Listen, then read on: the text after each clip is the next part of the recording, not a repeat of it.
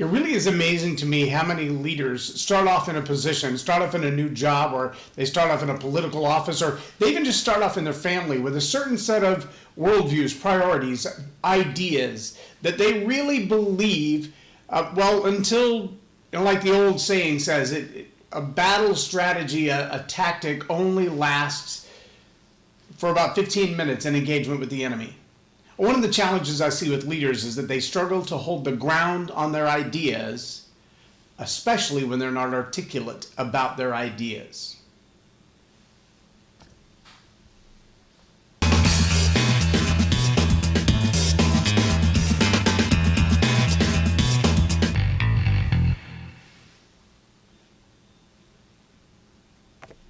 I'm J Loren Norris with Leading Leaders Podcast, and it really is fascinating to me how many leaders struggle to hold the ground with their ideas because they cannot articulate their ideas of their own. Maybe they quote them from a book, or maybe they only have a fragmented way of expressing them. Not that they don't understand their ideas. Don't get me wrong.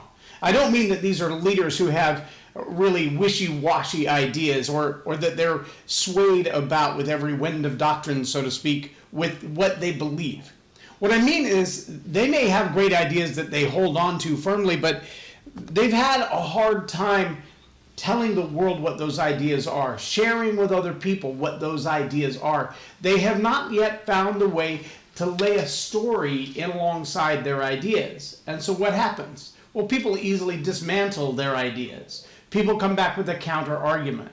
We see it all the time. You may have a notion that a particular financial theory will work or that a scientific endeavor will succeed. But what immediately takes it down is that somebody else says, well, I tried something similar to that, and then they have a great story or narrative to explain why your idea won't work. It's been true of geopolitics since the dawn of man.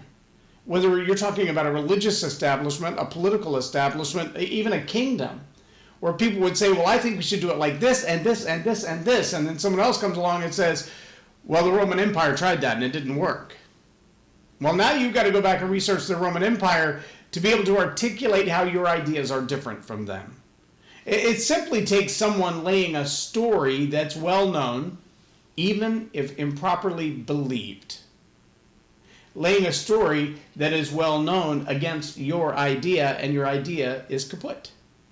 How many times as a kid did your parents say to you, well, if all your friends jumped off a cliff, would you also jump off the cliff? And you're thinking, well, no, but we're not talking about jumping off a cliff, Mom. We're talking about going to the movie on Friday. I mean, the idea that I want to embark on is not a life-threatening idea. The idea that I want to follow them down a path to go do what they want to do, it's not a call to war. It's a movie, Mom. We want popcorn and drinks and entertainment. That's it. That's all we want. But see, Mom's ability to throw that overwhelming narrative on top of your idea squashes your idea pretty quickly.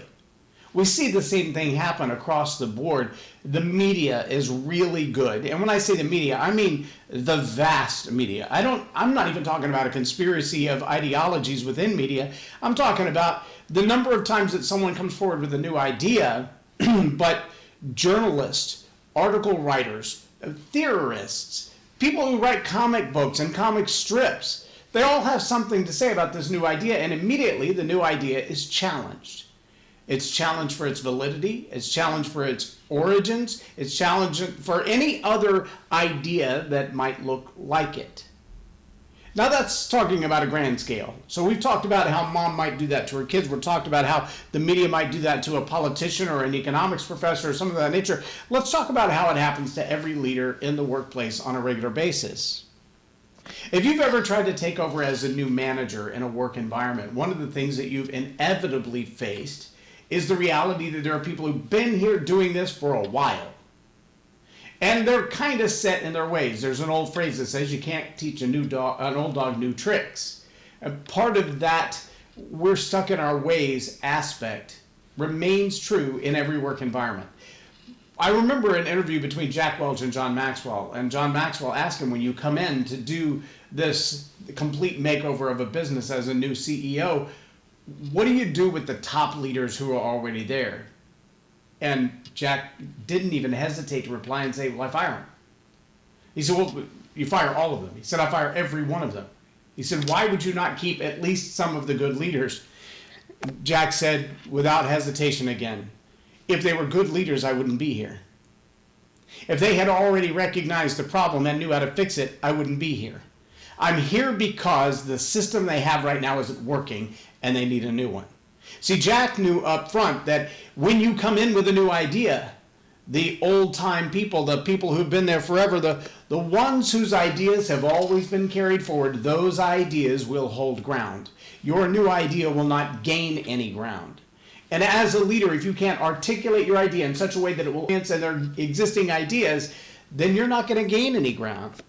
You've got to have the courage, the boldness, and the ability to articulate your idea, or the authority that Jack Welch had, to eliminate those who would compete with your idea, whether through narrative or through experience, to say, well, that's not going to work, because here's what really happens. Your idea never gets a chance. Trust me, I've been the one to come into a new work environment that was a train wreck. I came in as the store manager and had people on the team that were still showing up to work drunk. They were in love with the old ways. They still wanted to use strip clubs as a primary marketing place to bring new clients in. They would take them to lunch at a strip club, and that's how they would secure new clients. And I said, we're not doing any of that. If you show up to work drunk here, if you show up here smelling a beer, or you show up here with a hangover, I'm sending you home. And the third time, you're fired, and it's non-negotiable. I had to fight all the way to corporate to make that a reality. I had to sit down with the highest level bosses in my company to make that a reality. Why? Because the old ways were so entrenched, flawed as they were, immoral as they were, illegal as they were.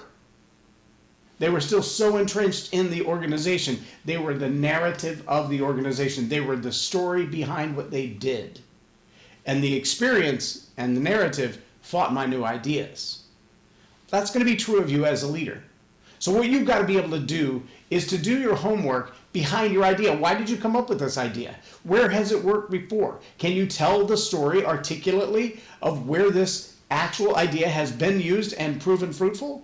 If you can overwhelm the current story.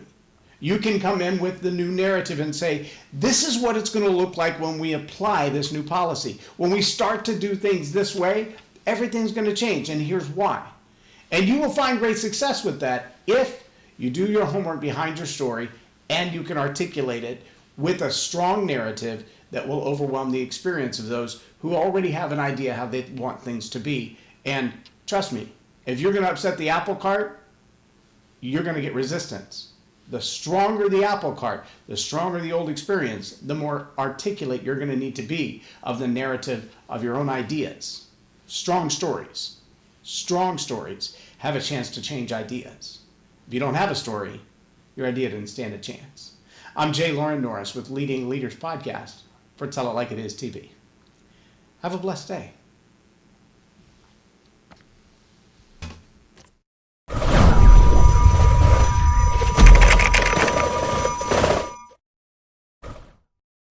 Subscribe now for our extensive video library of leadership lessons promoting faith, family, and freedom.